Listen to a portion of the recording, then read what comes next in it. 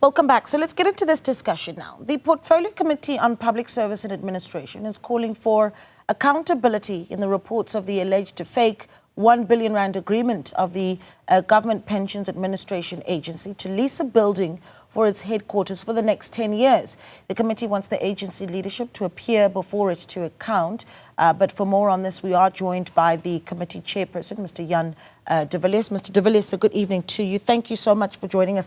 I do want to take a few steps back, for instance, and say just when this issue would have reached your table, because for much of us, we would have seen media reports, and now there's a lot of questions still very much in the air around whether or not this contract is in fact in place, and how much information we've gathered about it. Well, good evening to you, Naledi, and also to your listener, to your viewers. It's very nice to be with you here with you this evening. I think the most important thing in this instance is to realize that, as you correctly say, that these are still just allegations. The allegations reached myself and the committee in very much the same way that it reached the media. They have been issued in a report which we are yet to see.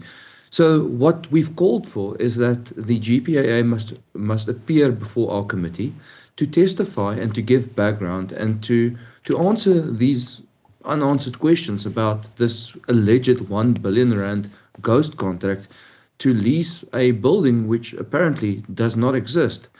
I think that the government of national unity has been on a very focused drive to try and reform public service expenses, and especially finding ghost employees and waste in the public in the public person in the expense account.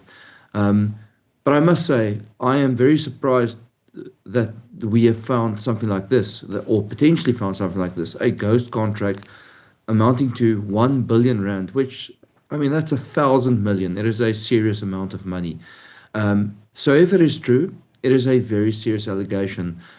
And it's not just a serious allegation because it's a waste of taxpayer money. It's also a serious allegation because it's actually an abuse of government pension money. So the GEPF, the Government Employment Pension Fund, which obviously represents 1.7 million active public servants, but also pensioners, they are footing the bill for the GPAA. So this really is a serious potential abuse of public servants and their pension fund money. Yeah. Again, we need to remind our viewers that these are allegations that still need to be looked at. And of course, the Portfolio Committee on Public Service and Administration asking for that accountability and more of those questions to be answered. But from the information that we alleged is being gathered, is that the GPAA has already made some payments for this building and the preparation for occupation. Yeah, which is almost bizarre. I mean, if the building does not exist. And as you would have seen, the apparent landlord, which is a JSE-listed company called Attack, has denied that there is a lease agreement in place. So clearly, they say if there's smoke, there's fire. So it is allegations, but it certainly is a bizarre set of facts. And that's why it's so important that we need to investigate it. The GPAA must account about the lease agreement, about the payments, about the validity, about the actual physical existence of the building itself.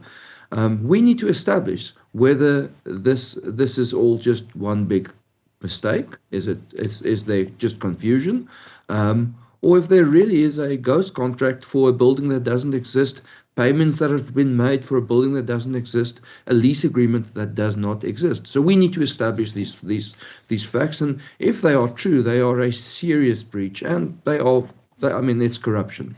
I think I just want to go back to a point that you did touch on a little bit earlier on the importance of the Government Pensions Administration Agency and just the work that it does with the GEPF, just to highlight the importance of the GPAA where government workers and their futures are concerned.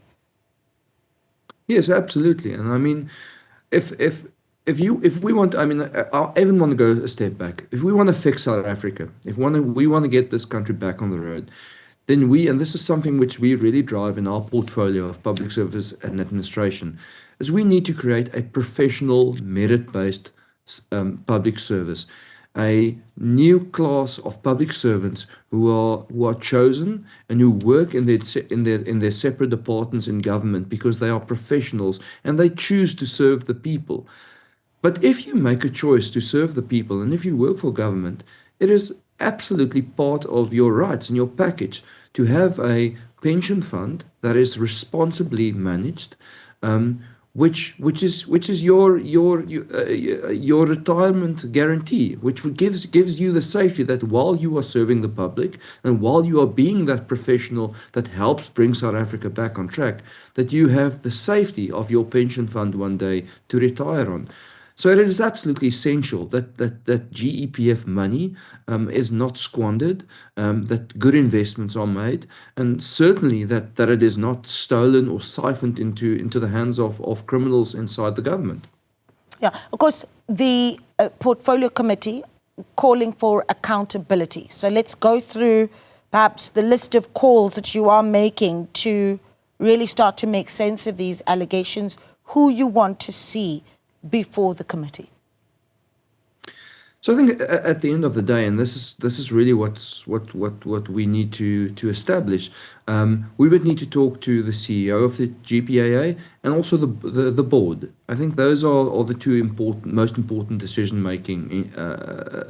makers. We need to establish what supply chain process was followed and if the process was followed correctly, because a government department cannot just go and lease a building willy-nilly as they choose.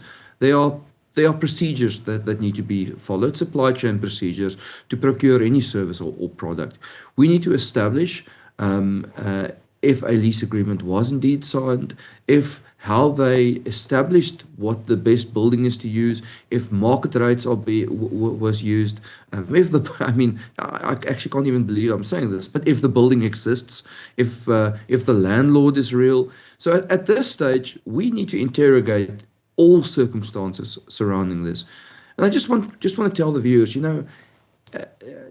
R1 billion is a staggering amount of money, and it is a massive amount of money to siphon out of the system. And this is really what needs to be understood when we talk about ghost employees in the state, and when we talk about ghost contracts. It is nothing less than a funnel that is being created for criminal and organized syndicates within the state to siphon taxpayer money, or in this case, even worse, pension money, government employees' pension money, into the hands of malicious actors, of criminals who are abusing state processes and state money to enrich themselves. So it is of vital importance that these things be exposed, that we shine a light on them, but as we said from the beginning, that we establish the facts. Because I will also say we do not have the exact facts, and that's what we need to establish. Yeah, we know that the Minister of Finance has decided to launch an investigation into the matter. I imagine you welcome that.